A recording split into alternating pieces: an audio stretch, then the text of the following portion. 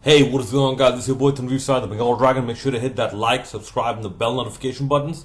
Right, this is a request video made by one of my viewers who regularly comments on my recent cricket videos. Thank you very much for your support. And if you're watching this, also make sure to hit that like, subscribe, bell notification buttons, and make sure to share this video as well. Okay, I just got done watching the highlights. And this is just going to be a one take type of episode. No Adobe Premiere Pro editing or whatnot. Okay. I just got done watching the highlights of the 4 test matches as much as I could because even YouTube, the algorithms were not that consistent with it. So I couldn't find all day's highlights to all level or to the same level of consistency. But the highlight of the Border Gavaskar series 2020-2021, the 4 test matches between India and Australia. Now let me tell you this, if I were a follower of either cricket teams, especially the Indian cricket team, this would have been worth my money. Whether you're buying Hotstar or you're buying Willow Cricket or whatever, worth my money. And for Australia, it would have been a bit more frustrating, less worth the money, I guess, because, I'll get to that later on in the video. But unfortunately, I'm not a follower of Indian cricket, partly because, see, you have to understand, I'm a PhD student, so I have responsibilities and I have priorities. On top of that, I have paying work. So I also have priorities over there. And I also consume other forms of entertainment as well, as you can watch, as you can witness in this channel if you look at my videos. So, and on top of that, I feel that Indian cricket gets extensive coverage. You have people analyzing Indian cricket up and down. Indians who are analyzing Indian cricket. However, you don't have even close to that level of Bangladeshis covering Bangladeshi cricket on YouTube in English to this depth. In fact, if I'm not mistaken, and I might be mistaken, if I am, please correct me. Put the name of the channel or whatever in the comment section below, because I would love to connect with more people who are doing the same thing that I'm doing or similar things that I'm doing. But there are very few, if any, people, I have not come across any Bangladeshi people who cover Bangladeshi cricket to this depth on YouTube in English. This is why I stick to Bangladeshi cricket. Partly because it's my home team and partly I feel, they deserve more coverage. But anyways, at the request of this kind viewer, I actually looked up the highlights. Okay, I'm just going to give you my overall impressions. From an Australian perspective, Australia has shown that they need a change of mindset.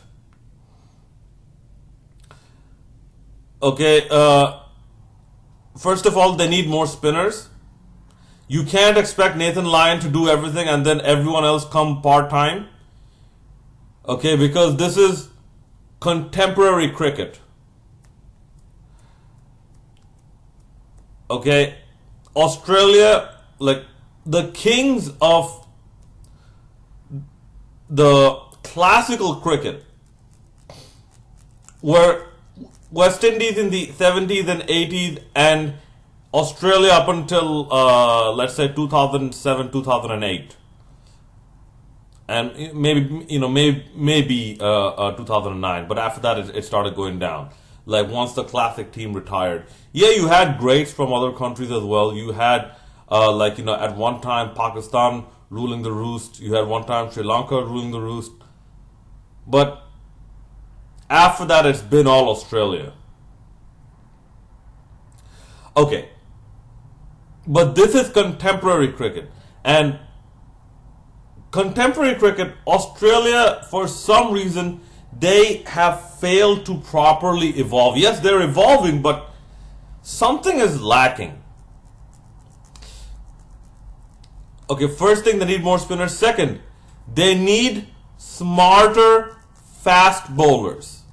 Because one thing I realized is that the Australian bowlers, notice a lot of wickets that they get is from the ball that starts to angle in to the wickets and just ever so slightly comes in. So the batsmen, they don't really know how much it's coming in. That's why their foot movement is not that pronounced, is not that extended.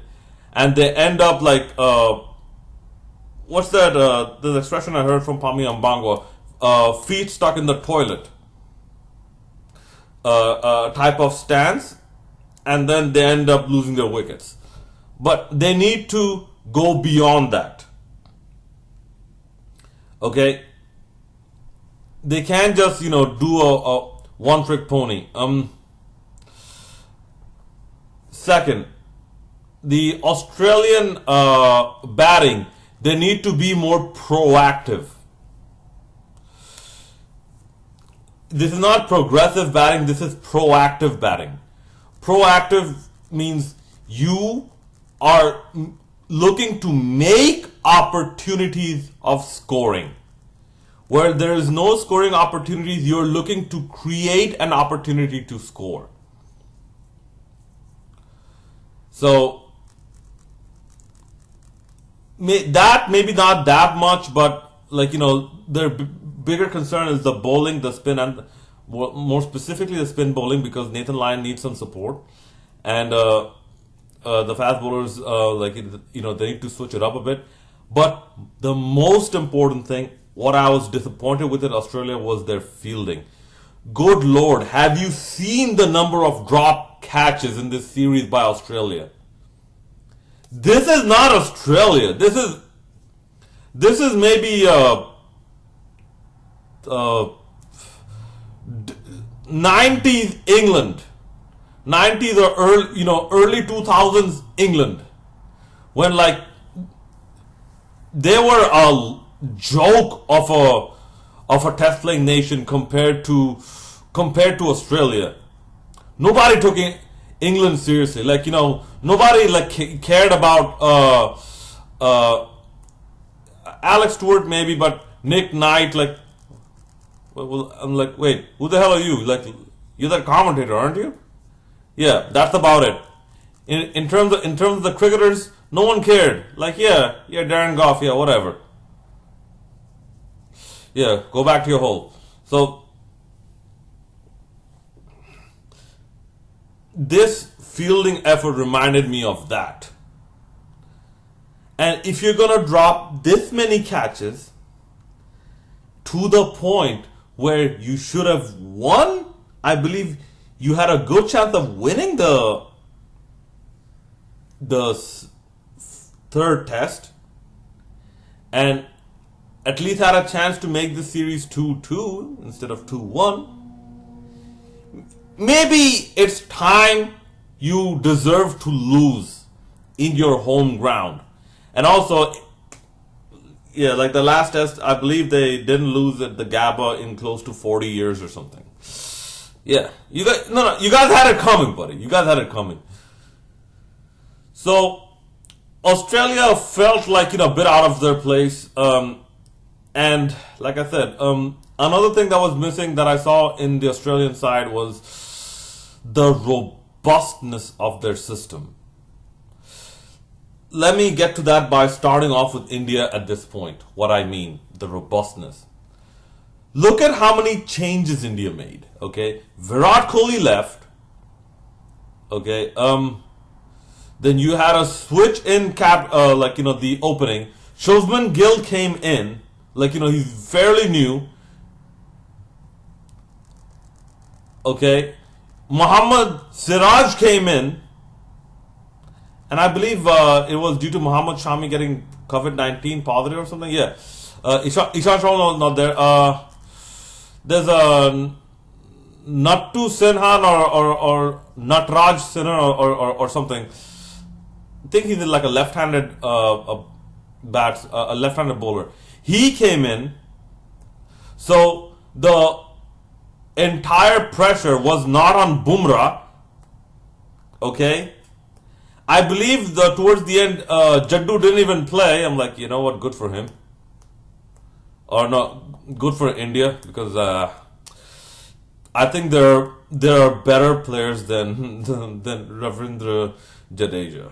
I think they're better left arms. Like, if India cannot produce a better left arm spinning all rounder than Ravindra Jadeja, then that's one of their biggest weaknesses. Like, I'm sorry, but that Sanjay Manjrekar, he was right. Like, in hindsight, Ravindra Jadeja was a bit of a disappointment. He's an occasional performer.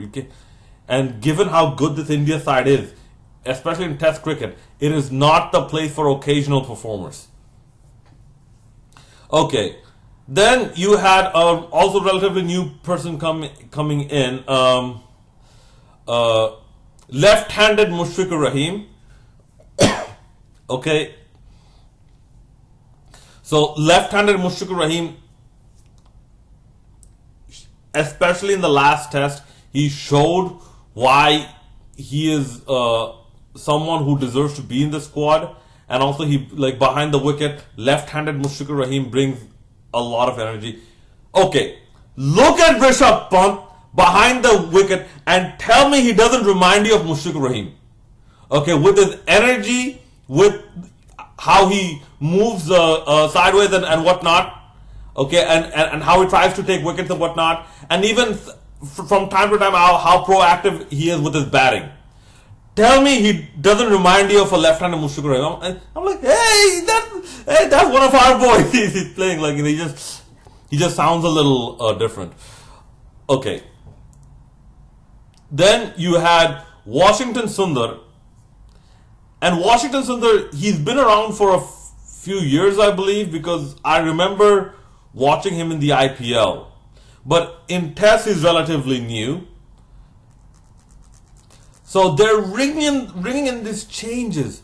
And this tells you, this is not a B-rated side this is not an India A or India B side.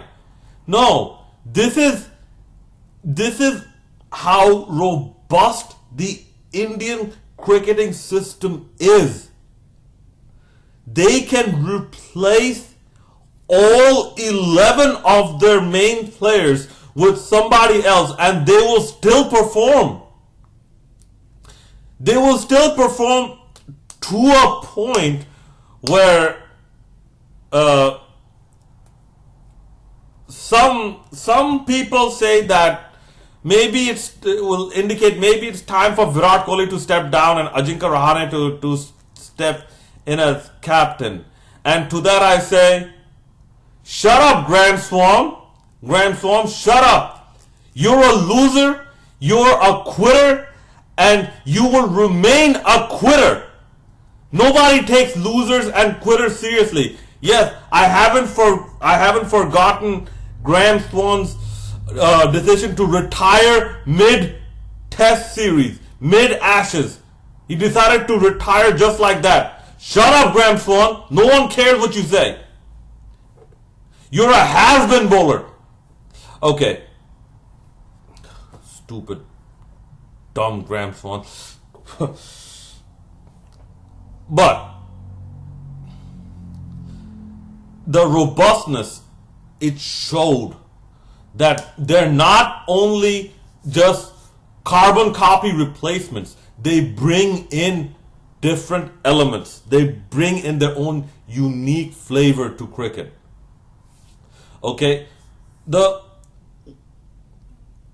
what people like, I believe, if I'm not mistaken, even Umesh Yadav was also on the side, wasn't he?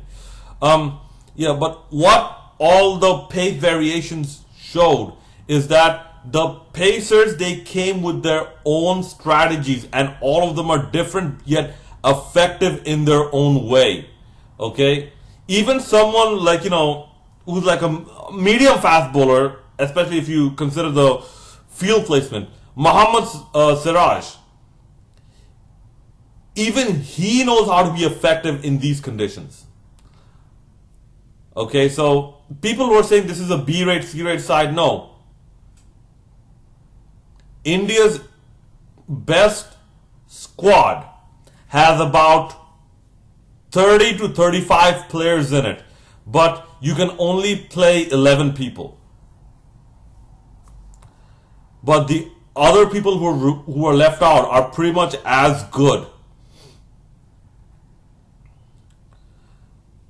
Okay, so, and on top of that, they had options in terms of their sprint department. Yeah, Jaddu did something. Yeah, well, yeah, whatever. Then you had like Ashwin showing his expertise from time to time. Washington Sundar also showing like he can bowl pretty well. And yes, there was a bit of luck as well going towards India's favor, because there were a good amount of decisions that were umpires called that was not given towards Australia. And those are 50-50 decisions. But overall, when you see the quality of cricket being played, India played the more proactive cricket. And this is something that is desperately needed. Okay, barring, I believe, the third test where India seemed to go into their shells, which I was surprised. I'm like, what the hell is this? Why are India playing as if they're about to get their houses burned down back home in India if they lose their wickets or something? Okay. If I have any points of concern, oh wait, let me just finish my previous point. The best example of the proactive nature is in the final day of the fourth test. Okay, in a deteriorating pitch, the amount of proactiveness shown by Rishabh Pant and the people surrounding him, it showed you that especially the T20 influence has made India more dangerous in terms of a cricketing team, and also more robust as a cricketing system, like a cricketing infrastructure. And what you're seeing right now is a result of their robustness.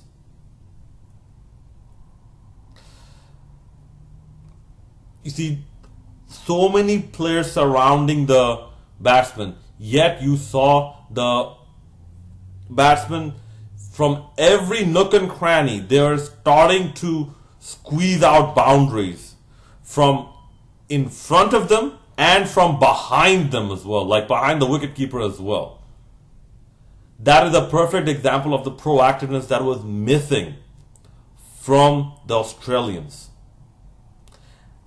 And had the Australians showed this amount of proactiveness, like it perhaps would have been maybe maybe would have remained 1-1, or maybe would have been 2-1 in Australia's favor. Yeah, the beginning started off poorly.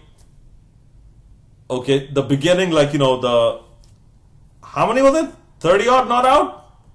No, 30 odd all out or something. It happens. Okay, low totals like that happen to big teams. Okay, don't tell me West Indies never got bowled out for a low total. Sri Lanka just got bowled out a few days ago for a very low total. Okay, England got bowled out for 50 odd, like just a few years ago. So big teams have those type of moments, but the overall cricket, I'm sorry, India, hats off to you, man. Hats off to you. And I will even go as far as saying this: India might not be the best team in the world in Test cricket. I mean, that's perhaps debatable, but it's actually favoring India a bit more than England. New Zealand, yeah, and New Zealand, like it's Australia is out of the picture. Okay, Australia is out of the picture because I want to see a test series, another test series between India and New Zealand with this New Zealand and with this England. I mean, I wouldn't pay to see it, but I would like to just keep an eye on how things progress. But India has the most robust infrastructure for cricket for the development of champion players. That's one thing. Like the media and whatnot, they cannot turn around and blame the BCCI because the BCCI will say our system produced all these players, so we're doing something right, and you guys have no idea what you're talking about.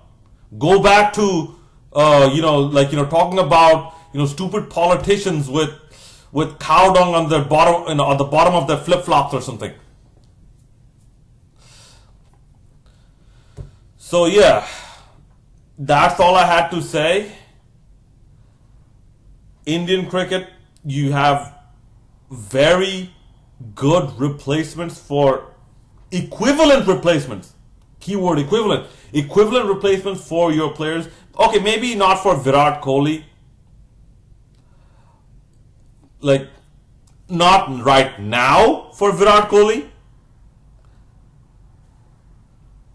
Because, Virat Kohli is he's like once in a... Okay, let's put it this way. Virat Kohli is the evolution of Sachin Tendulkar. Okay? He is the Sachin Tendulkar of this era.